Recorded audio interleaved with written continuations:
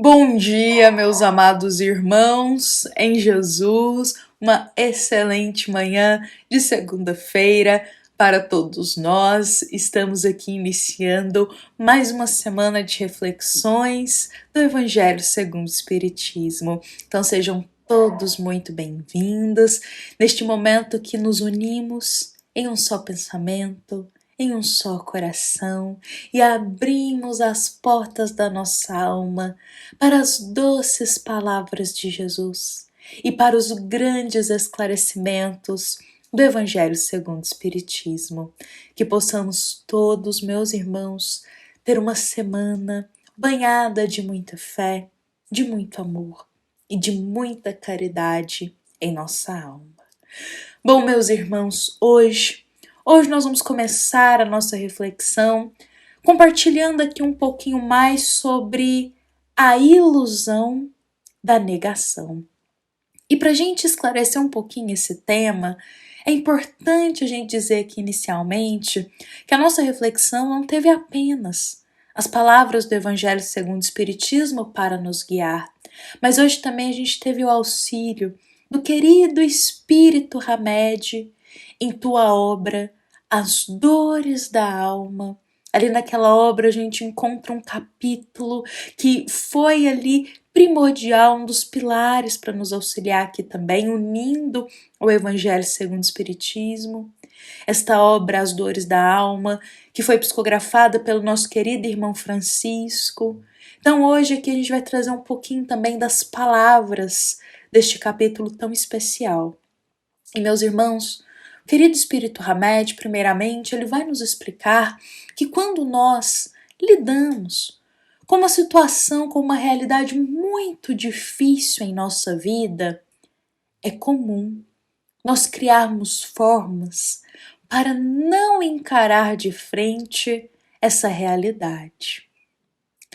Ou seja, meus irmãos, quando estamos de frente em nossa vida para uma situação muito difícil, muito dolorida, é comum nós criarmos formas para não lidar de frente com aquela situação, de frente para aquela realidade, porque não queremos lidar com a dor daquele momento.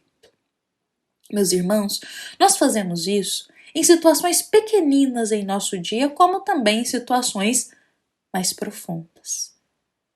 Ou seja, meus irmãos, em situações simples como em também situações profundas, costumamos, de frente para situações difíceis e doloridas para a nossa alma, negar a realidade, negar que aquilo aconteceu com a gente, negar aquela perda, negar aquele ocorrido.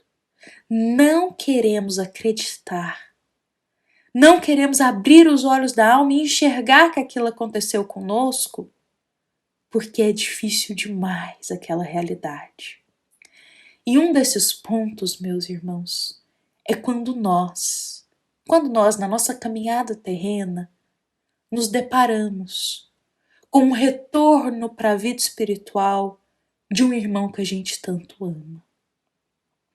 Quando alguém que a gente tanto ama, temos tanto carinho, retorna para a pátria espiritual, retorna para os braços do Pai. Isso para nós é uma realidade tão difícil, tão dolorida, que eu acho que até falta palavras para a gente descrever aqui, que muitas vezes, a primeiro momento, negamos essa realidade. Negamos para não sentir a dor dessa perda, a dor do retorno desse irmão. Então, a primeiro momento, quando a gente se depara com essa realidade, com essa notícia de um irmão que retornou para a pátria espiritual, geralmente a gente diz: eu não acredito que isso está acontecendo. Não é possível que isso aconteceu com ele. Eu não aceito que ele tenha retornado para a vida espiritual. Não quero aceitar isso. Muitas vezes essas são as nossas primeiras palavras diante de uma notícia como essa, uma notícia muitas vezes inesperada. Como diz o nosso querido irmão espiritual Hamed, nesta obra que a gente citou aqui inicialmente, ele diz pra gente que nós negamos, invariavelmente a fim de amortecer a nossa alma das sobrecargas emocionais. Por outras palavras, meus irmãos, para nós, a dor da despedida de um irmão que parte, para nós isso causa uma sobrecarga emocional tão forte, ou seja, é um misto de emoções, de sentimentos, de lembranças, de pensamentos, é um misto de tudo, uma sobrecarga emocional tão forte naquele momento, que a primeiro momento negar parece que é a saída mais fácil ali. A saída menos dolorida, acho que essa é a melhor palavra, a saída menos dolorida. Negar que aquele irmão retornou para a pátria espiritual. Mas, meus amados irmãos, acredito que todos nós aqui não estamos ainda preparados 100% preparados para uma despedida como essa. Mas a doutrina espírita, meus irmãos, com uma grande luz de sabedoria e de consolação, nos esclarece que este momento da despedida, quando uma alma ela retorna para a vida espiritual, que é um momento de libertação para esse irmão. É o momento em que ele está retornando para a verdadeira vida, que é a vida espiritual. Que o túmulo ele não encerra a existência, pois a vida do espírito é eterna. Então este irmão ele está retornando para a vida espiritual, mas lá ele continua a caminhada dele, se sentindo mais livre, sendo cuidado, pois ele jamais se encontrará sozinho. Sempre existe uma equipe, sempre existe familiares do lado de lá, amigos queridos que irão recebê-lo, que irão cuidar e zelar por ele. Ele não está desamparado. Ele retorna para ser cuidado. Ele retorna, meus irmãos, para continuar a caminhada dele, porque o tempo dele aqui, o tempo dele chegou, que ele tinha que cumprir. Ele cumpriu os deveres, os compromissos, ele cumpriu. O tempo dele se deu. Aí ele se liberta e retorna para a pátria espiritual, reencontrando aqueles que tanto ama. Um pouco ali descansando também, às vezes temos uma existência árdua, momentos difíceis, e restaurando as energias dele, meus irmãos. Vejamos que é para esse irmão um momento de alívio muitas vezes. Então a doutrina espírita nos esclarece isso, semeando em nosso coração uma consolação e uma esperança, abrindo os nossos olhos para compreender que a negação da partida de um irmão irá lhe causar mais sofrimento do que alívio, que ficarmos aqui negando a partida, não aceitando isso, lhe causará sofrimento do lado de lá muitas vezes, pois ele sentirá a nossa dor, a nossa angústia. E isso para ele também é doído, meus irmãos. Então a doutrina espírita nos esclarece que, olha, meus irmãos, lá a vida continua. Eles continuam a caminhada deles e que nós precisamos também. Um passo por vez, um passo a cada dia, continuar a nossa existência aqui. Continuar cumprindo com os nossos compromissos, com os nossos deveres. O amor, meus irmãos, o amor que a gente nutre, ele jamais se apaga. Não é porque um irmão que a gente tanto ama retornou para a pátria espiritual que esse amor irá acabar. Jamais. O amor só se fortalece. E a doutrina espírita nos esclarece que chegará o dia que nos reencontraremos, no tempo de Deus, no momento apropriado. Mas, meus irmãos, fixar-nos na negação desse momento só irá nos causar mais dor e causar mais angústia para o irmão que partiu.